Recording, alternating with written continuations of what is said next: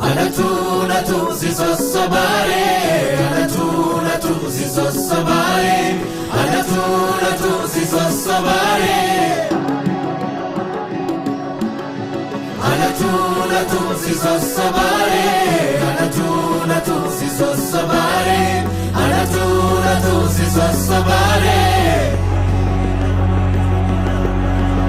Simboda fe bareeda kunda chalchise Anatu maka kewa melelise Simboni folisi lisa kumbi jala Alaba bareedina kottalala Bareedu jannane uste urjiloti Dursite nattasa uffanni bonti Bareedu jannane uste urjiloti Dursite nattasa uffanni bonti Sharako hamanarra marmare Bonni kedide Sumate jale, dalara goren sagale lale.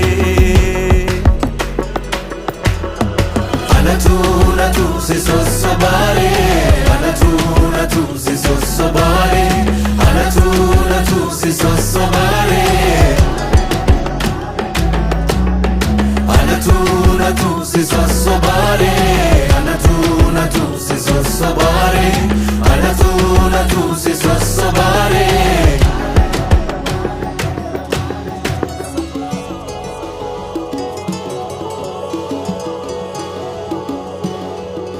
Adunni anoltu galgala dallatte dachaa silowwani maala kamsii godha barana afaan sheenatte majarana akkuma taatun wallaalee alaafaa malakee daawwadhe kaa'ee dhiisee galuuf jaalala erguman boontuu argadhe carraaqoo hamanarraa marmaaree bonni kee didee Sumate jale, dalaraan goreen sagale lale.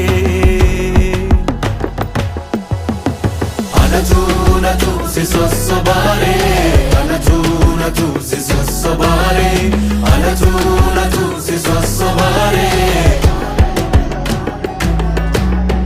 Anatu si sosobare, Anatu si sosobare, Anatu si sosobare.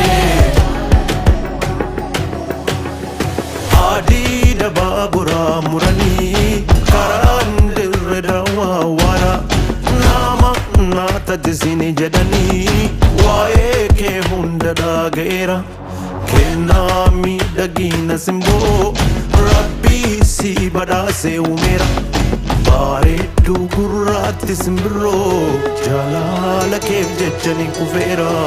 Anatu si sosobare, Anatu si sosobare, Anatu si sosobare, Anatu si sosobare, Anatu si sosobare, Anatu si sosobare. Anatu si sosobare.